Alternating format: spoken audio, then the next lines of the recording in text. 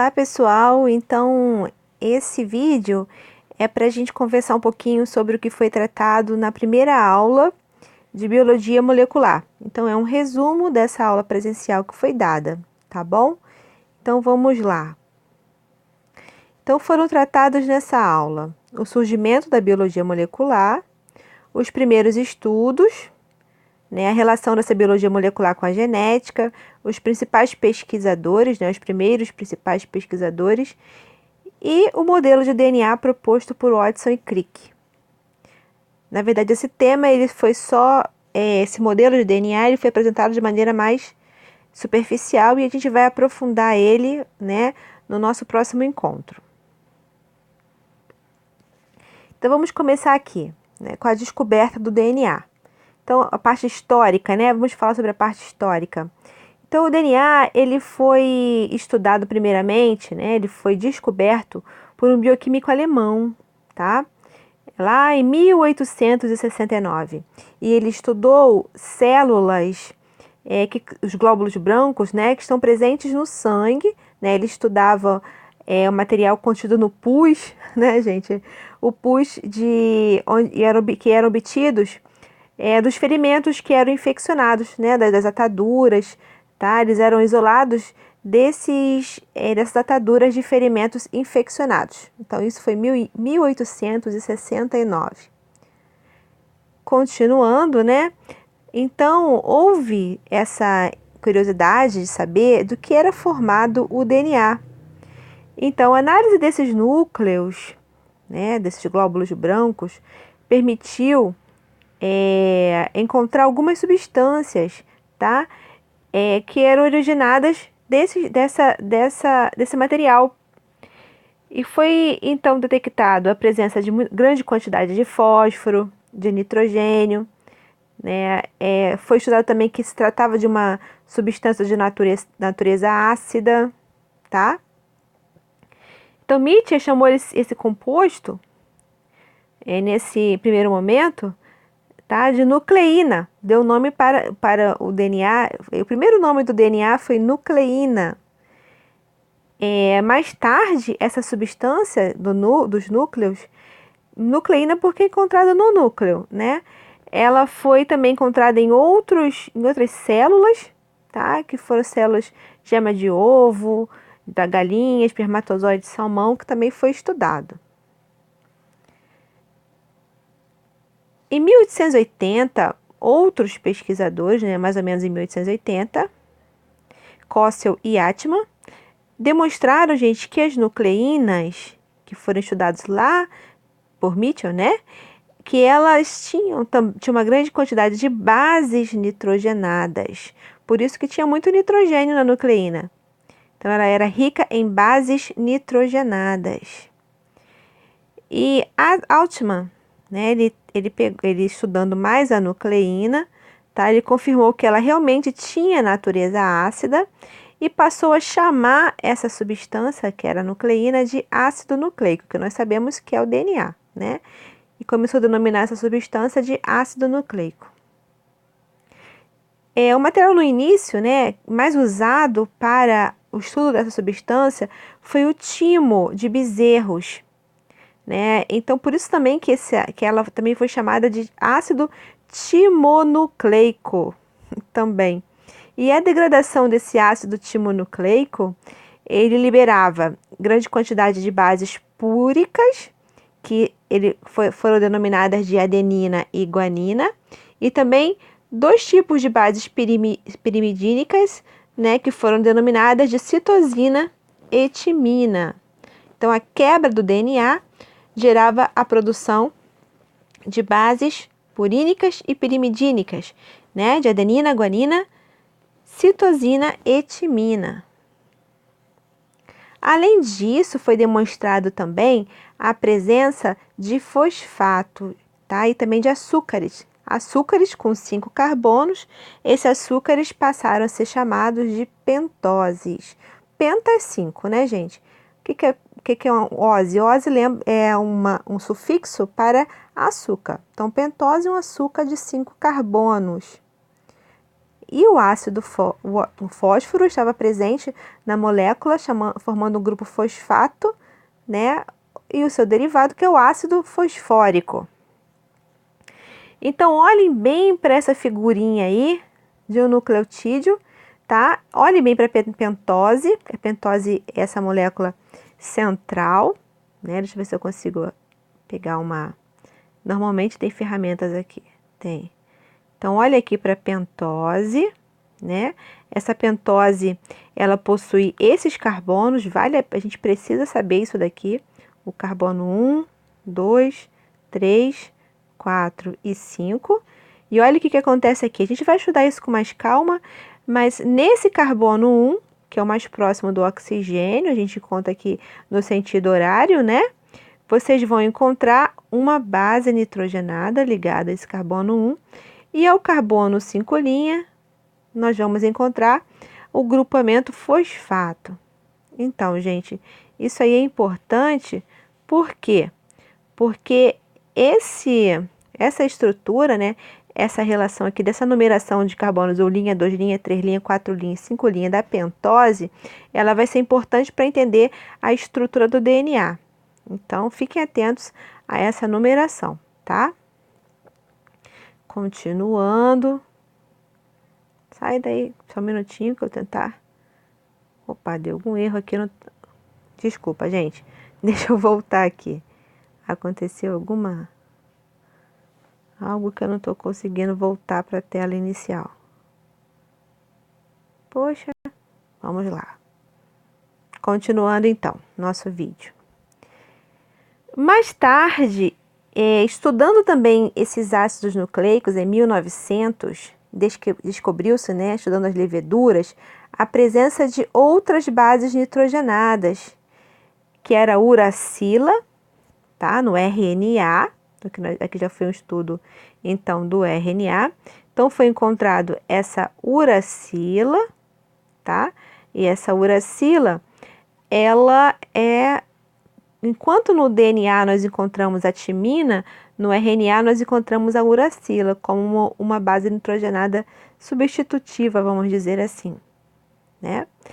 E também eles observaram que existia 2 tipos de pentoses nesses ácidos nucleicos.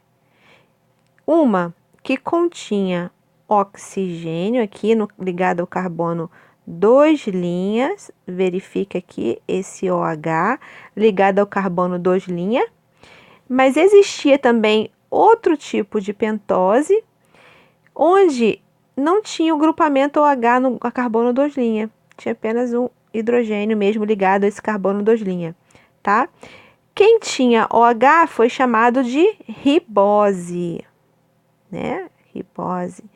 Quem não tinha esse OH foi chamado de desoxirribose, tá? Isso é interessante porque vai mostrar pra gente aí, né? A existência de 2 tipos de ácidos nucleicos, um deles encontrado no DNA, que foi chamado de ácido desoxirribonucleico, e outro encontrado no RNA, que foi chamado de ácido ribonucleico, tá? Então, aí, explicando essa diferenciação. Vamos continuar aqui. Outros autores, né, como, por exemplo, Levine e Jacobs, começaram a estudar mais esses ácidos nucleicos e descobriram que existia, então, essa ligação, né? Que esses componentes do ácido nucleico, que eram o fosfato, o açúcar e a base nitrogenadas, elas estavam ligadas, né? Formando uma unidade que era, que era o nucleotídeo, tá? Então, essas substâncias, elas se ligavam, né? Esses componentes se ligavam, formando um nucleotídeo. Então, o nucleotídeo, ele tem um açúcar, ele tem também um fosfato e ele tem a base nitrogenada, tá? Que está aqui representada por uma adenina nessa figura. Então, essas 3 estruturas unidas formam o nucleotídeo. Então, nucleotídeo é a unidade do DNA e do RNA também, né? Da mesma forma que o DNA, que uma proteína é formado por várias unidades de aminoácido, o nucleotídeo é formado por várias, desculpa, o DNA, né, é formado por várias unidades de nucleotídeos. Vamos continuar aqui. E uma molécula, né, de DNA, uma molécula de ácido nucleico, ela vai então ser formada por várias dessas unidades, onde, observem essa figurinha aqui que ela é importante. Nós vamos ter ligado ao carbono 5' um fosfato. E esse fosfato, tá aqui, né? Ele vai ligar-se, né, no carbono 3', ó, de uma outra base nitrogenada. Então, esse carbono 3' aqui, né, ele recebe a ligação do fosfato também. Então, você vai ter no DNA uma extremidade superior, conhecida como extremidade 5', e uma outra extremidade inferior, conhecida como extremidade 3', tá? Então, aqui é 3' de um lado e 5' do lado oposto, né? Porque esse fosfato, ele vai fazer essa ligação entre um nucleotídeo e o outro, sempre se ligando a esse carbono 3' da pentose, tá? Então, essa unidade aí, ela foi importante, essa estrutura, né? Então, aqui está um ácido nucleico completo, tá? Nós temos aqui uma cadeia de ácido nucleico, né? Essa cadeia completa de ácido nucleico e um nucleotídeo isolado. Vamos continuar. Depois, na aula, nós passamos para estudar aqui os principais experimentos clássicos que levaram à identificação do DNA como material genético. Então, essa primeira evidência, ela foi estudada em bactérias. Foi descoberta a transformação bacteriana e a primeira bactéria a ser estudada foi o Streptococcus pneumoniae. Ele está representado aqui na figura, né? Essa figura, essas bolinhas azuis, é o Streptococcus. Então, existem dois tipos de Streptococcus pneumoniae. Um denominado de colônia R e o outro denominado de colônia S. A colônia R está aqui com as letrinhas vermelhas, os pontos principais dela, né? São bactérias encapsuladas são bactérias sem cápsula, né? Mutantes, tá? Sem cápsula, ela possui uma estrutura rugosa, né? E elas não levam a doenças. Esse Streptococcus pneumoniae, ele foi estudado o seu efeito em ratos, tá? Então, as colônias R se caracterizam por serem R de rugosa. Elas são colônias não virulentas.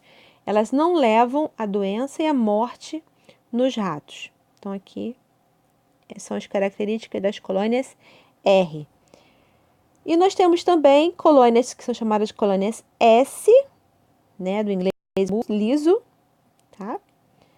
Essas colônias, elas têm cápsulas, elas são encapsuladas, elas são lisas, tá? E elas representam a forma virulenta, significa que ela leva à morte. Então, esses experimentos, os primeiros experimentos clássicos foram realizados em ratos, né, em camundongos. Vamos estudar mais um pouquinho esse experimento. Então, olha só, como é que foi esse experimento? Colônias do tipo S, lisas, tá? Foram inoculadas em ratos. O que aconteceu com os ratos inoculados? Ficaram doentes, né? Eles ficaram doentes e morreram, tá aqui. Então, é o primeiro experimento, tá? Então, os ratos, eles morreram. As colônias R também foram inoculadas nos ratinhos, só que os ratos sobreviveram, não ficaram doentes e sobreviveram. O que foi observado durante o experimento também, então esses experimentos são os controles, né? Colônias S levam à morte dos camundongos, colônias R não levam. Só que o que eles fizeram? Eles pegaram as colônias S e mataram, né? Degradaram essas colônias pelo calor, tá? Esquentaram essas colônias e inocularam também nos ratinhos. E o que aconteceu com os ratos? Sobreviveram. Os camundongos vivem. Agora, quando eles misturaram a colônia R não gera doença, né? Com a colônia S morta pelo calor, com a linhagem S morta pelo calor, o que aconteceu com os camundongos? Os camundongos morreram. E as colônias, ao estudar as células desse camundongo, para entender por que eles morreram, foram encontradas colônias S vivas. Olha que estranho, porque essas colônias S vivas, elas não foram inoculadas nesses ratos. E eles não tiveram contato com essas colônias S vivas. Apenas com as colônias R vivas, que eram colônias que não levariam à morte, não levariam à doença. Tá? O que aconteceu então? Essas colônias R, né, de alguma forma conseguiram, vamos dizer assim, absorver algo que estava presente nas colônias S, mortas pelo calor, né, e acabaram se transformando em colônias virulentas, em colônias lisas, né, encapsuladas, que levavam à doença. Então, como é que esse experimento foi chamado? Ele foi chamado de transformação bacteriana, porque aconteceu uma transformação aí, né, gente? Essa colônia R, que era uma colônia não virulenta, se transformou em uma colônia virulenta. E esses experimentos ficaram, então, aí na cabeça desses pesquisadores. Esse experimento foi feito por Griffith. Eles queriam saber qual era esse princípio transformante, o que levava à morte dessas colônias. Tá? Então, esse experimento de Griffith foi então replicado por vários pesquisadores, tá? Só que apenas em 1944, Oswald Avery, né, e seus colaboradores fizeram um novo experimento para chegar à conclusão de o que era esse princípio transformante. Então, eles fizeram um novo experimento para tentar entender quem era o princípio transformante. Então, eles pegaram e trataram extratos com várias enzimas que destruíam polissacarídeos, proteases, né? A amilase destrói polissacarídeo, proteases degradam proteínas, né? Ribonucleases degradam RNA. E eles queriam saber o que estava acontecendo o que aconteceria, né? Então, vamos ver o experimento para entender melhor. Então, o que eles pegaram? Pegaram as bactérias com cápsula, fizeram um macerado de bactérias com cápsulas, tá? E repetiram o experimento com esse macerado. Só que nesse macerado, eles usaram essas enzimas. Então, olha só, o extrato bruto, né, dessa bactéria, desse macerado, levou ao surgimento de bactérias transformadas. As bactérias R foram transformadas em bactérias S, tá? No extrato bruto. As bactérias R se transformaram. No extrato que ele usou, além das bactérias transformadas, as bactérias maceradas, ele colocou também polissacarídeos, né? Enzimas que quebram, eu tô confundindo aqui. Então, o que ele fez? Ele, nesse experimento, usando essas enzimas, ele viu que quando restavam só polissacarídeos no macerado, tá? Então, restando só polissacarídeos, bactérias R não ficavam transformadas. As bactérias R não estão transformadas quando sobram só polissacarídeos no macerado. Quando sobram só lipídios no macerado, também as bactérias R não se transformam. Quando sobram só proteínas, acontece a mesma coisa. E quando sobra só RNA no macerado, também acontece. Ele tratou esse macerado com as enzimas. Agora, quando ele usava todas as enzimas, menos a DNase, ou seja, deixava o DNA íntegro nesse macerado, o que acontecia? A transformação. Bactérias R se transformavam em bactérias S. Então, esse experimento, na verdade, está indicando para a gente que é o DNA, né? Ele diz isso para a gente, esse experimento. É o DNA o responsável, né, pela transformação das bactérias R em S. Porque extratos polissacarídicos, lipídicos, proteicos e de RNA dessas bactérias maceradas não levava à transformação, só quando tinha DNA, tá? Então, o princípio transformante, né, foi descoberto nesse experimento que o princípio transformante era o RNA, ok? Opa, foi mal. Próximo slide. Outros experimentos clássicos também importantes para esse início da história da biologia molecular foram feitos com os bacteriófagos. Bacteriófagos são vírus, tá aqui a estrutura de um bacteriófago nessa figura, né? São vírus que vão conter aqui, né? Essa cápsula que tá, desculpa, deixa eu botar direitinho para não confundir. O vírus é tudo isso daqui, essa estrutura que parece, né, até uma aranha, não sei, uma estrutura esse é o vírus, que ele tem essa cápsula e no interior da cápsula, na cabeça aqui do vírus, vocês vão encontrar o DNA. Então, ele se fixa na célula da bactéria, que está representada aqui na parte de baixo, né? Isso aqui, na verdade, não é uma representação, é realmente um vírus infectando uma bactéria de verdade. Tá? Isso daí é uma microscopia eletrônica de varredura mostrando o vírus infectando a bactéria. E ele, através desse canal, né, ele injeta o DNA dentro desta célula, ok? Então, o bacteriófago é um vírus de bactéria. E foi estudado esse bacteriófago T2, tá? Nesses primeiros experimentos. Aqui, então, esses pesquisadores, eles estudaram esse vírus, né?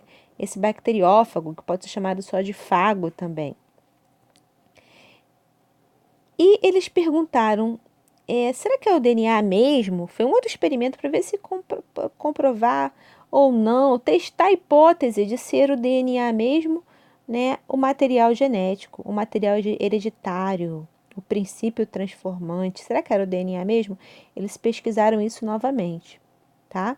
E eles se basearam num fato que as proteínas, né, não contêm fósforo e o DNA não contém enxofre. Eles trabalharam então com isótopos radioativos do fósforo e do enxofre, né? Então, para marcar proteínas, eles usaram enxofre radioativo. Para marcar DNA, eles usaram o fósforo radioativo. Como é que foi o experimento? Vamos avaliar aqui o experimento. Então, fagos marcados com enxofre radioativo. Então, aqui está na primeira parte, né? Opa, foi mal. Então, esses fagos marcados com enxofre radioativo foram colocados em contato com a bactéria, eles infectaram bactérias, né? Mais tarde, essas bactérias, elas foram separadas através de um liquidificador dos fagos, né? E separados em centrifugação, né? Eles foram separados, depois disso foi centrifugado e observou-se que a maior parte da radioatividade, ela estava presente nas cápsulas, né?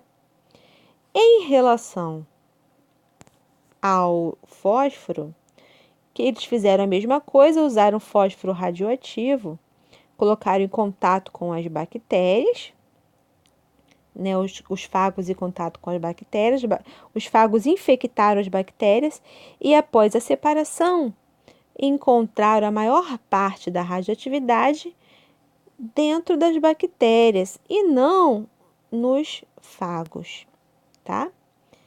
Então, grande parte do fósforo radioativo foi incorporado nos fagos e foi transmitido para o interior das bactérias infectadas, né?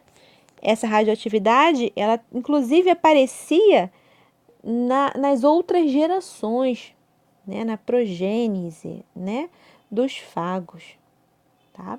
Então, mostrando aí que que as proteínas, o enxofre marca proteínas e foram encontradas nas cápsulas. Então, as proteínas, elas formam a cápsula do fago, enquanto o DNA, né, que tem fósforo, acaba sendo inserido dentro das células.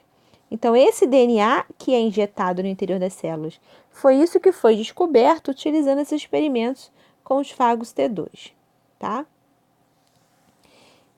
E a gente parou, na verdade, durante a aula, nesse segundo experimento. Mas eu vou continuar aqui para não ter essa quebra no conhecimento e vocês poderem rever isso completamente, né? Então, mais tarde foi avaliado então, o modelo da dupla hélice. Né? Que características permitiriam o DNA ser o banco de memória da formação hereditária? Então, esse Chargaff, ele começou a estudar isso aí. E ele começou a estudar por cromatografia, né? Eles foram quantificar os tipos de base nitrogenadas presentes nas amostras de DNA de diferentes espécies e de diferentes órgãos desses mesmos indivíduos. Vamos para os resultados de Chargaff. Então, ele foi estudar a quantidade de adenina, timina, guanina e citosina nas amostras. E olha que interessante os resultados dele. Estudou vários organismos, ó. Bactérias Escherichia coli, Streptococcus pneumoniae, né? Como é que é o nome? Tuberculose, Bacterium, né? Levedura, ouriço do mar, arenque, rato, homem, né? Vários e tecidos diferentes do homem.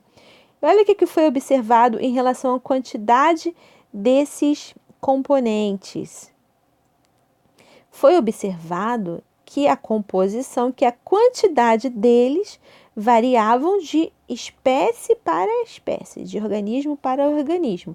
De uma espécie a outra, a quantidade dessas bases nitrogenadas variava. Tá lá, E. coli tem 26%, né?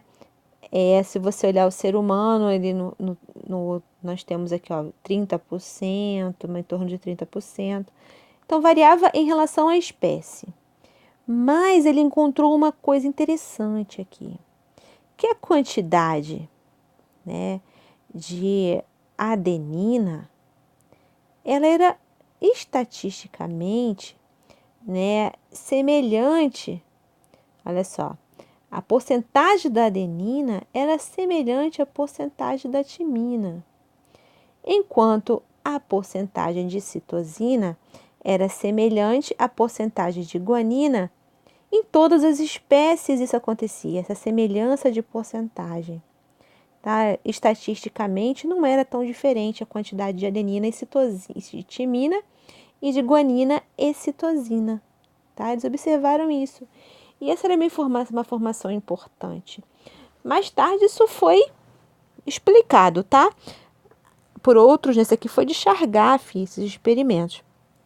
Mais tarde, esses experimentos foram explicados, tá? Então, você vê aqui, ó, vamos pegar o ser humano, né? Na adenina, no timo do ser humano, 30,9 e a timina, 29,4. Óbvio que existe uma diferença aí, mas essa diferença não é estatisticamente grande, porque há erros nos experimentos, né? Os reagentes e tal, contaminações. E se a gente pegar de guanina e citosina, dá no mesmo, né? E você vê algo interessante também, que para o mesmo ser vivo, como foi no caso do ser humano, todos os tecidos estudados, isso se mantinha, ó. Tudo aqui mais ou menos na ordem de 30 e tudo aqui mais ou menos na ordem de 19 a 20, tá? 19, né? Então, você vê que existe essa coincidência, tá? Isso daí foi explicado mais tarde, vamos entender depois. Então, as bases nitrogenadas são compostos, né, por um anel contendo nitrogênio. Elas podem ser do tipo pirimidina, que contém apenas um anel. Então, pirimidina, você tem apenas um anel, tá? Isso aqui é importante pra gente. Pirimidina, um anel. Enquanto as bases purinas, pirimidinas, um anel. Purinas têm 2 anéis. Então, olha aqui, vamos ver a figura que é mais fácil, ó. Essa aqui é uma pirimidina com anel só de nitrogênios. Essa aqui é uma purina com 2 anéis. Então, nós temos nas bases, né, nitrogenadas no DNA e no RNA, existem 3 tipos de bases nitrogenadas pirimidínicas. A uracila, a timina e a citosina, né? Deixa eu apagar isso que ficou bem cheio de, né, formação. E nós temos as purinas com 2 anéis. Aqui é purina com 2 anéis. E existem 2 tipos de purinas, que são a adenina e a guanina. Ok? É difícil decorar isso aí, né? Mas eu decoro pelas siglas, ó. Pirimidina. Pirimidina é CUT. É uma forma, né, gente, né? Citosina, uracila, timina. Então, existe outra. Então, a gente decorando uma, aí para outra fica mais fácil, né? Não sei se isso é uma boa ideia, mas acaba formando essa, né? Essa sigla, CUT. Não sei se vocês vão gostar muito, mas tá aí, né? É uma forma de não esquecer. Pirimidinas, uracila, timina e citosina. Tá? Purina, adenina e guanina. Só tem que lembrar que aqui é pirimidina, ok? Vamos continuar. Opa! Foi estudado também a refração de raio-x. Os resultados mais interessantes da refração de raio-x foram que as moléculas de DNA formavam essa forma, tinham esse formato aqui. Então, olhando a molécula de DNA de cima, ela fica com o formato que a gente conhece, um formato helicoidal. Outras moléculas também possuem esse formato helicoidal, como proteínas, tá? E também o DNA tinha esse formato helicoidal nos resultados de raio-x. Estudando esses componentes, né? O Watson e Crick, 2 outros pesquisadores, em 1953, tá, apresentaram um modelo que era compatível com esses experimentos iniciais. Então, eles pegaram os resultados desses pesquisadores e começaram a traçar modelos para entender a molécula de DNA, tá? E é um modelo que existe até hoje, que é o modelo da dupla hélice. Então, como é que é o DNA? Segundo esses autores e comprovados também pelos experimentos que foram realizados, o DNA ele é formado por uma dupla hélice, tá aqui, o DNA é uma dupla hélice, tá? Ou seja, duas cadeias que se enrolam, onde nós temos a adenina se ligando à timina, enquanto nós temos a guanina se ligando à citosina, tá? Então, o que mantém, o que forma as escadas, vamos dizer assim, dessa dupla hélice é o que? É essa ligação de adenina com timina. A se liga com T através de duas pontes de hidrogênio, enquanto C se liga com G através de três pontes de hidrogênio. Então, essa é a constituição, né? Vamos dizer assim, essa dupla hélice, esses experimentos, né? Quer dizer, esse modelo proposto por Hodgson e Crick, ele corrobora com todos os dados experimentais que foram realizados antes deles, tá? Antes desses autores proporem um modelo da dupla hélice. Inclusive os estudos de raio-x, né, que foram feitos também com DNA, tudo isso então foi comprovado que o DNA ele é uma dupla hélice, tá? Formado por essas duas cadeias de DNA, né? Dentro dessa cadeia de DNA eu tenho os fosfatos, então são duas cadeias, aqui, ó, uma cadeia e outra cadeia. E dentro dessas cadeias eu encontro os fosfatos ligados vamos dizer assim, formando a cadeia em si, né? Eu encontro o fosfato ligado ao açúcar, né? E como se fossem radicais, na parte interna da molécula de DNA, eu vou encontrar as bases nitrogenadas. Aqui eu acho que essa figura está mais simples para se entender, né? Então aqui vocês veem, ó, o fosfato em amarelinho. Deixa eu colocar aqui a canetinha. Então você tem o fosfato em amarelo, você tem o açúcar, né? O fosfato ele liga um nucleotídeo ao outro, e aqui nós temos no interior da molécula as bases nitrogenadas. E existe aí um antiparalelismo. Por quê? Porque enquanto uma molécula ela tem essa porção do carbono 3' em uma extremidade e a outra porção do carbono 5', que está ligada ao fosfato na outra extremidade, a outra cadeia de DNA, dessa dupla hélice, ela fica com o carbono 5', aqui ó, o carbono 5' voltado para uma extremidade e o carbono 3' voltada para outra extremidade. Então, isso daí é conhecido como antiparalelismo. Por quê? Porque as moléculas elas ficam ligadas nessa, vamos dizer, uma cadeia de cabeça para baixo em relação à outra, talvez a gente possa explicar isso. Uma na direção 5', 3' e outra na direção 3', 5', no sentido inverso, vamos dizer assim, tá? Então, continuando. Então, gente, eu vou terminar por aqui. Nós vamos entender melhor as estruturas do DNA, os tipos de moléculas de DNA que existem na próxima aula, tá? Na aula presencial. Tá ficando muito longo esse vídeo, então vou parar por aqui. Tem uns exercícios para fazer, mas eu não vou fazer o exercício agora com vocês, porque senão eu vou acabar respondendo e ainda não falei sobre isso com vocês na aula presencial, né? Então eu não quero fazer isso, né? Vamos fazer esse exercício depois todo mundo junto durante a aula presencial. Então essa aula foi só um resumo, tá? Para vocês que perderam a primeira aula, foram muitos alunos que perderam, para vocês não ficarem sem essa parte da matéria, tá?